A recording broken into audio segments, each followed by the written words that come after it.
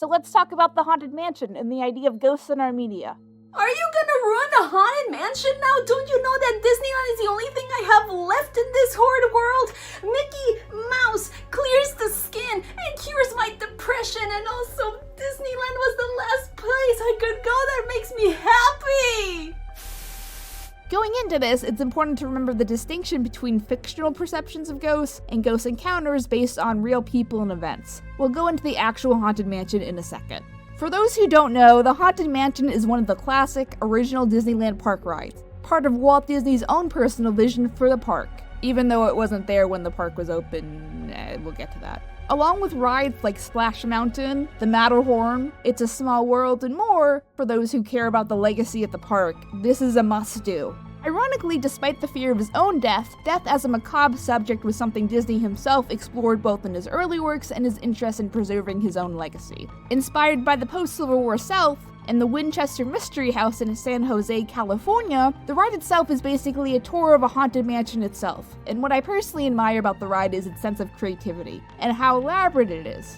After you finish the main portion of the waiting line that wraps around the whole house, you enter a long hallway stretching room that is actually disguised elevator. A similar trick is used in Rise of the Resistance in Disneyland, which is jaw-dropping, by the way. There are subtle changes in the macabre setting. For example, how the paintings of the room actually stretch down in the elevator to reveal the actual setting of the portraits to be in more dire circumstances than previously discovered. If you like The Nightmare Before Christmas, the ride is all lit up and they add some fancy 3D animation all over the ride, which we touched on a little bit in our Treasure Planet video. The ride also features dancing ghosts, a fortune teller, a graveyard, and more spooky aspects all over the place. Also, yes, the ride is a popular and real place people throw their relatives' remains. Thinking about the consistency of ground-up bone, think about sand. I doubt the fancy industry vacuum machines that the park uses have gotten every last grain of ground-up human bone ever. Think about that next time you go to Disneyland. You're welcome. And thank you! The Haunted Mansion affects not only movies that are out today, but was also affected by movies that were out when the ride was being planned. Elements can be seen from movies like the 1946 French adaptation of Beauty and the Beast, for example, in things like enchanted marble busts that come to life, or sconces holding torches lighting the way, both things that are seen inside the attraction and in this French classic. Another example being in the Corridor of Doors, right before Madame Leota's scene. Various haunted doors could be seen knocking on themselves mysteriously and ghostily, is an influence taken from the movie House on Haunted Hill, which you all may recognize as The Haunting of Hill House. This is a 1959 American campy supernatural horror film though, not the Netflix series. There are other films that had a more direct influence on the Haunted Mansion, like 20,000 Leagues Under the Sea, where you can see Captain Nemo's organ from the movie inside the ballroom at Disneyland, or maybe even a certain Victorian chair from a certain Eddie Murphy movie, sitting up in the attic collecting dust. The ride is amazing at setting the scene, just like a movie would be, thanks to the Omnimover ride system. As opposed to a walk-through attraction or sort of a pretzel dark ride like Snow White's Scary Adventures where you can look at all angles all the time, the Omnimover system in the Haunted Mansion is able to go at a very precise speed and angle you towards certain scenes, almost like your eyes are the camera in the set of a movie. This of course helps the ride build tension and play off visual gags better than most other Disneyland rides. There are a couple of other Disney rides that do feature the Omnimover, like the Little Mermaid Ariel's Undersea Adventure at California Adventure and the Magic Kingdom, or the upcoming Guardians of the Galaxy Cosmic Rewind at Epcot, which is an Omnicoaster. Very excited to see what that ends up being. I'm getting sidetracked though. So yes, the Haunted Mansion does influence movies and pop culture, but it also has taken its influence from different parts of movies and pop culture. So the next time you're in New Orleans Square, take a look at certain scenes in the ride and compare them to what is used in filmmaking. Odds are they'll be eerily similar. What is also interesting about the ride itself that I find personally interesting is that the haunted house sits in the middle of the happiest place on Earth. And for a park that is all about embracing life, I don't know. I find this funny and kind of ironic. So what can be wrong about a fun Americanized themed style of death? Maybe it's the portrayal of some of these real-life haunted houses and the ideas that they inspire. Let me get into that. So, is portraying ghosts so much in the media especially aimed at children both emotionally healthy and a respectful way to remember the dead? The Haunted Mansion and other rides like it are all fictional, based on our own perceptions of death. But what about ideas that apply to real places of tragedy? There's this double standard that the human dead give us a lot of uneasy feelings and creepy vibes, and sometimes that kind of history is easy for people to extort and make a profit out of or gain something out of. You go spend $50 on a ghost tour, it's fine. Who cares if this person died tragically, it's fine. Now we've already talked about how death itself is handled in animation, but not so much its after effects, and why animation sometimes itself is more watered down in general than much of the depiction of death and dying than, say, film or whatever episode of Law & Order you're watching. Dun dun! There's my Law & Order impression. Law & Order is a character now. I don't think that many people in America are dying, but also COVID, so I hate everything. So if we're going to look into ghosts and also counting zombies and mummies and the count, basically any reanimation of a once living person. For children, the idea of haunted places is so prominent that a high number of media is aimed at haunted places, like Scooby-Doo. What was that? And Casper. And I guess whatever the hell this is, to just a lot of Halloween-themed media in general aesthetic to begin with. The Halloween monsters themselves are more mythical in nature and based on more general ideas of myth, so I'm not gonna count them. Did you know vampires originate from the misunderstanding of the changes in the body after it decomposes? This was supposed to be for the Halloween time, but then that didn't happen. This video also originally had friendly YouTube mortician Monica Torres, but then COVID happened, so there's more dead people than usual. Shout out to Monica's nonprofit, which helps trans people who are interested in death culture. Link in the description. It's there. Use your brain.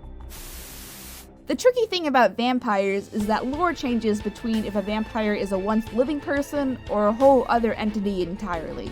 As far as everything else though, it really is interesting that we went from a natural understanding of the deceased to a creepy factor associated with it, and the haunts that might continue to our fall activities. Like haunted houses, ghost tours, the tourist stuff that's constituted to our modern understanding of ghosts and how they contribute to our media. First, let's give a light breakdown of how Halloween came to pass. Since the dawn of human history, we've been burying your dead and honoring them since humans first started to exist, really. But what changed? It seems like the removal of ourselves from practice and dealing with our dead made it more of a rarity and a curiosity, I guess? I don't know. Plus, we're doing things like this, which is probably not helping the whole media and distinction as a dead person once being a real person. And over the next century, hundreds of rich Europeans started excavating Egyptian cultural sites like crazy, pilfering thousands of priceless treasures. Check out this sexy-ass statue. I'm going to put it next to my toilet. Between this, as well as dead bodies forcing us to recognize that, hey, this might have been an actual person, as well as forcing us to face our own mortality, our relationship with, let's face it, the idea of human body parts are creepy, and not like an animal bone. We just throw that stuff out without a second thought. Avenge me. Avenge me! No! Starting with the over-exaggeration of the macabre with Edgar Allan Poe and other Gothic authors' influence in our interaction with the once dead, somewhere we evolve this into a somewhat stand-by-me approach of, look guys, it's a dead body kind of attitude. There he is! I see him! Look! Look over there! I see him! I see him! If you've seen a dead body, it's probably only been in a funeral, and that's even a prepared body, not a dead body. Well, congrats! Now you can see thresholds! I call it pestrels. Should we cut that, or... Now you might be asking, what does this have to do with your favorite theme park ride? Or one of your favorite theme park rides? Well, remember when I said that context matters? I did say it. Look it up. So now that we figured out our creep factor, what's the difference between our fictional ghosts and our understanding of real haunted places with real ghosts? Let me pitch an idea. Is this the most respectful way to be discussing or remembering the dead? Most haunted attractions also take place where some kind of big tragedy happened, right? Should people just be profiting on the lives of other people who had some sort of extreme hardship? Am I really gonna defile this grave for money? Of course I am! I mean, if you were brutally murdered, would you want a random Joe to be talking about that with random people and making a quick buck out of it? This is a tricky road to cross, and think about it. I'm in the camp where it does kind of matter where the extortion money is going, and if it helps keep a more historic building alive, I'm more open to it. Well, much of our understanding of these ideas as a culture has been cross-influencing ourselves with our media and public ideas. Zombies were not really an established idea until Night of the Living Dead, where in the film the word zombie is never used, by the way. Bog! It's Goblin spelled backwards! But because the film fell into public domain, it became easier to distribute and more people saw it. Yay, boring film things. There also seems to unfortunately be this dehumanizing aspect of this, right? Ghosts are the souls of long dead people in theory, right?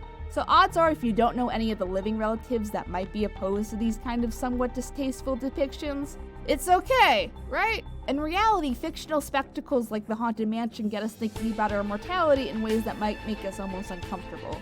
I hope with the rise of more general education of the hardships of history's past, we as a society can have a more empathetic eye to some of the places that really have inspired other attractions like the Haunted Mansion. There's also this element that maybe some people enjoy this and want to be remembered with a macabre twist. Such examples being the rumored real skull on Pirates of the Caribbean, or real people making a consensual decision to donate their bodies to educational or artistic purposes. Congratulations, now you can be a real-life Yorick. Except you're dead. It's just the lack of consent or the unethical actions sometimes that really makes us question some of these horror displays, and what we can understand and do to make sure they are both fun for all parties as well as a respectful way to acknowledge death or dying, no matter if the subject is fictional or not. I guess it depends. More recently, we're getting more positive representations and respectful or even educational ways to depict deceased characters and ghosts, as well as other old gems if you look hard enough. Thanks, Slitter Nimoy. But I feel like it's important to understand and think about how sometimes these implications are being processed, and what it says about us as a society if we exploit or make some of history's tragedies less tangible. And that's all, folks, except it's not time for the ending gag. Do you believe in ghosts? Ghosts? Hey there, demons. It's me, your boy.